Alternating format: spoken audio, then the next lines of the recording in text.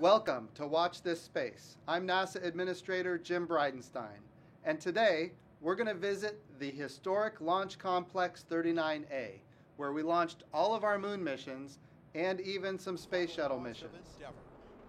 Today we have a very special guest, Elon Musk, the CEO of SpaceX. We are at the Kennedy Space Center at Launch Complex 39A, which is a very historic, I would say, not just launch complex, but a very historic monument for our country. From this launch complex, we launched all of our missions to the moon. We also launched space shuttles, and we have a really exciting event that's happening tonight, which is the reason why we're here, which is tonight we're going to launch with what we call Demo 1, which is a mission to the International Space Station with Crew Dragon. In other words, it's not crewed, but it is a test flight going all the way to the International Space Station. Now, where we are right now on Launch Complex 39A, we're on what we call the crew arm, which is the way the astronauts are actually going to get to the capsule so that they can fly to the International Space Station. Now, that's not going to happen tonight, but tonight we're going to test the vehicle, all components of the vehicle. And I am thrilled and honored to be here at this very historic site with Elon Musk, who has been an amazing partner for NASA for all of the years to get us to this point, where what we want to do this year is launch American astronauts on American rockets from American soil. And getting to this point, as you and I have talked, was not something that came easy. It's not something that came fast. But step by step, you have gotten us to the point where we're ready, almost, to take that next step. I'd like to start just by asking you, the story that is out there is that there was a time in your life when you made a trip to Russia. Your intent was actually to buy, I guess, an excess intercontinental ballistic missile. Yeah, without the nuke. Without the nuke, right? Yeah. Without the nuke, that's a good point. Yeah, that's extra. Yeah, that's extra, right. So tell me about why you were there, and ultimately how it resulted in this moment right now. Sure. Well, originally I was not going to start a rocket company. I really wanted us to become a spacefaring civilization and a multi-planet species. And I thought if there's something I could do to get the public excited about sending people to Mars and maybe having a permanent base on the moon, I wanted to do a philanthropic mission to send a small greenhouse to the surface of Mars, so you'd have this amazing shot of green plants on a red background. And I thought that would really inspire the public. And if the public got inspired about sending life to Mars, then they would tell their senators and congressmen to appropriate more money for NASA so that we could do that. So my initial goal was actually just to increase NASA's budget. And then what I found was that, first of all, the Russians really wanted to charge me way more than I could afford. They wanted to charge me more money than I had to do the philanthropic mission. And so that was ended up not really being an option. And I thought, well, is there any way to make a lower cost and especially a reusable rocket system in the U.S.? And so I just read every book I possibly could on rocket engineering and decided to try giving it a go, essentially to give NASA more options, more sort of technology, like more technology horses in the stable, essentially, to use in order to get humanity into space and become a multi-planet species. And you started with a much smaller rocket, the Falcon 1. And was your goal at that point, when you started with Falcon 1, to get to the point where we had 9 engines for Falcon 9? Was that your goal at that time? When I started SpaceX, I only thought there was maybe a 10% chance of getting Falcon 1 to orbit. I did not at all think that this would happen. So this is for sure a dream come true. But literally at the time, I didn't know anything about rockets. And I've been the chief engineer of SpaceX since day one. And I don't really know anything about rockets, which is why the first 3 rockets failed. Right. And then... So the first 3 Falcon 1s for SpaceX were failures. Yes. And then, tell me about the fourth one. The fourth one, so I'd actually only had enough money for 3 flights. So I had no more money left, and we managed the team sort of rallied, and we managed to put together enough spare parts to do a 4th launch, and that 4th launch was successful. And then So what would have happened if it wasn't successful? SpaceX would have died. So we would not be here right now, at this moment, getting ready to launch Crew Dragon to the International System. Wow, that's an amazing story of taking a risk and actually coming out on top and enabling not just you and SpaceX, but enabling the United States of America to come to this very critical point in American history. Absolutely, and I'd just like to express a great appreciation for NASA and acknowledge the debt that SpaceX owes NASA in developing all of the rocket. The rocket technology that we built our rockets on was developed by NASA over many decades, and we without that, SpaceX would not have been possible. And shortly after our first success, NASA gave us a critical contract to resupply the space station with cargo, and that was also fundamental to SpaceX's success. And without NASA support, SpaceX wouldn't be here. So thank you. Well, it was long before my time, but I thank NASA. Yeah, thank the United States of America for supporting this really amazing opportunity.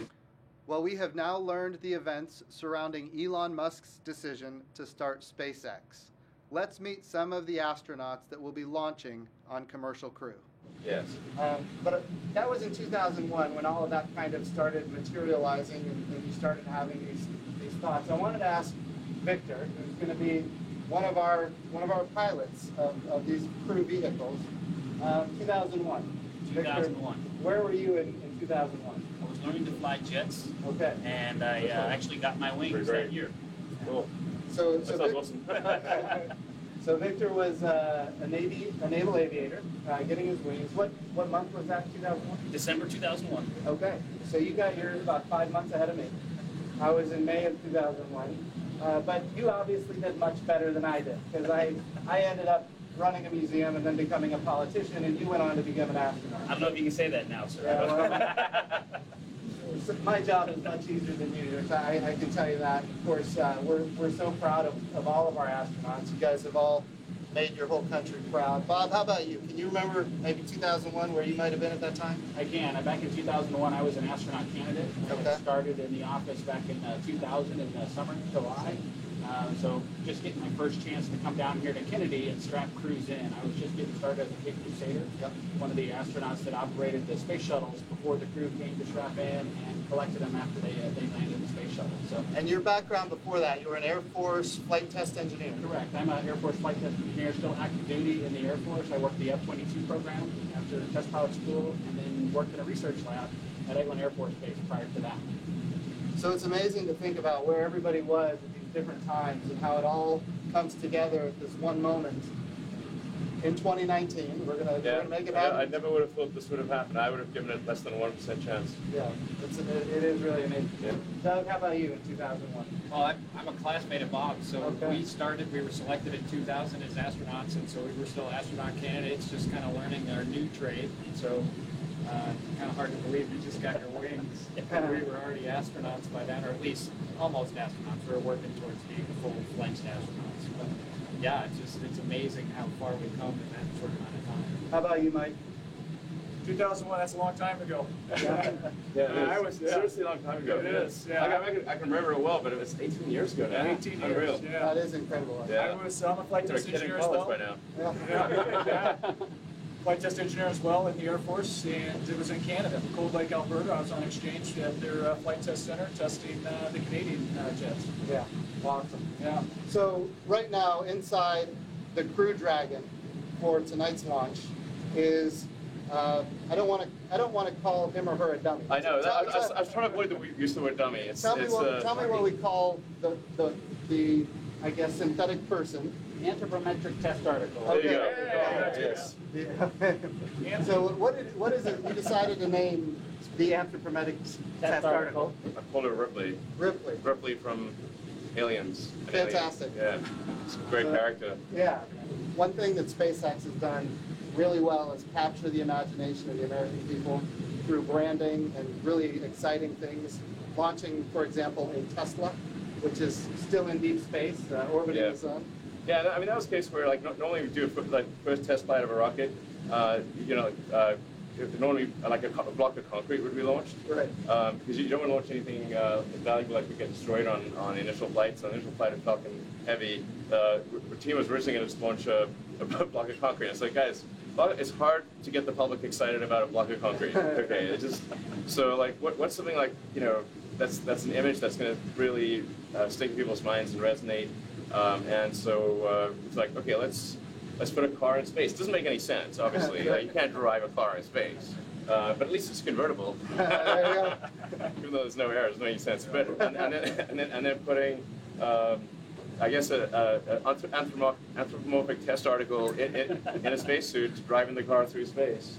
And then you know, it's the kind of thing I think kids can get really excited about, and like, you know, so I think inspiring adults and kids and people of all ages to want to go out there and explore and become multi-planet species and have a base on the moon and build a city on Mars and ultimately go to other star systems.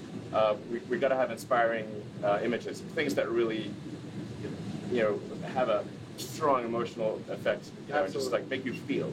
So Doug, tell me, tonight's test flight, what are some of the things that we're going to be looking for? What are, as somebody who's going to be on this, you know, the crewed flight, what are some of the things you're going to be looking for? It's just kind of an end-to-end test for the system. So we just want to see the teams work through, all the way through to launch, ascent, then we've got to get the vehicle activated in orbit, then work our way through a rendezvous. And then we're trying to get out to Hawthorne actually to see the docking out there as well. And so obviously just seeing how the teams all work together and make this mission, you know, successful, and then all the way through to the splashdown. So I think we're just trying really hard just to see every bit of the system go through space. So I like what you said, the words end to end. So all of the systems and all of the subsystems, they've all been tested over and over again. I mean, so a lot of testing. Yeah. And I mean, this has really been a joint effort with NASA. This spacecraft would not be nearly as good as it is without the input from NASA. There's been a lot of NASA help here, and thank you for that.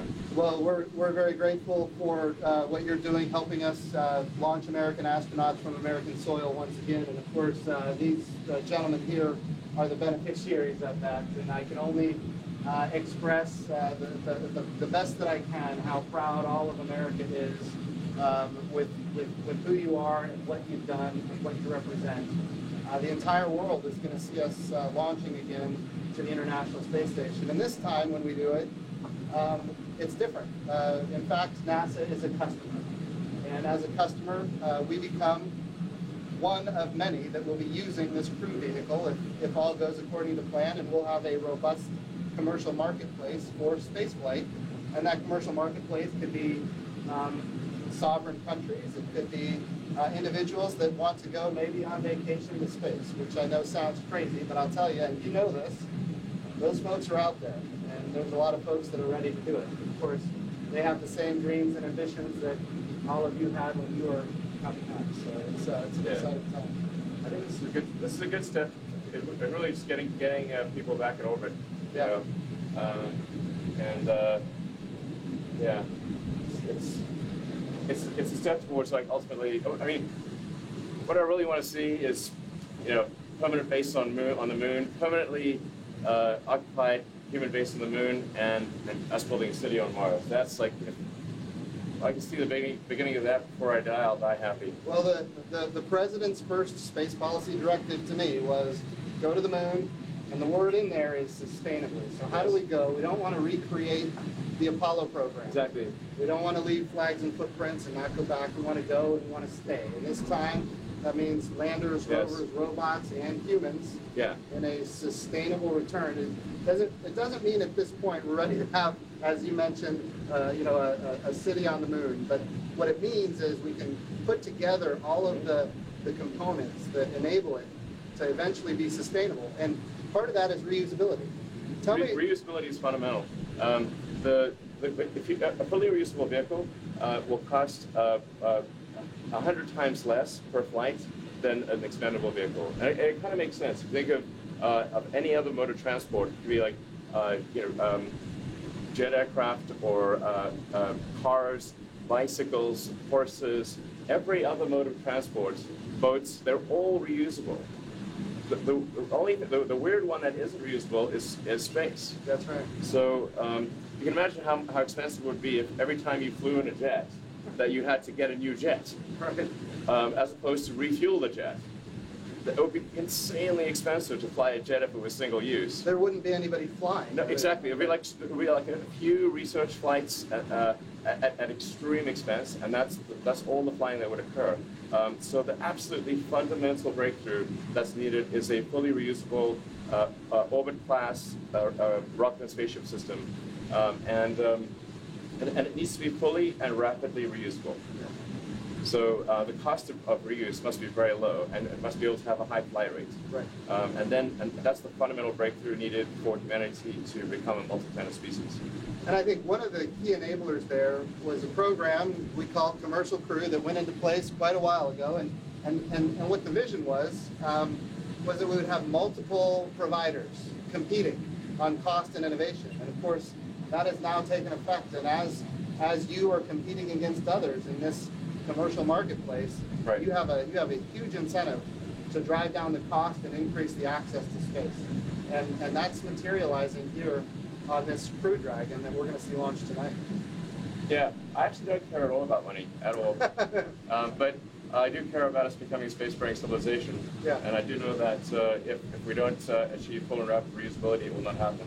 Yeah. And so that's the only reason I actually want money at all. Awesome. Awesome.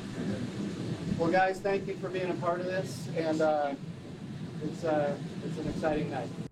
Well, thank you for watching Watch This Space. I'm NASA Administrator Jim Bridenstine. You can follow me on Twitter @Jim Bridenstine. And of course, if you want to watch this again, you can do so at nasa.gov/watchthisSpace.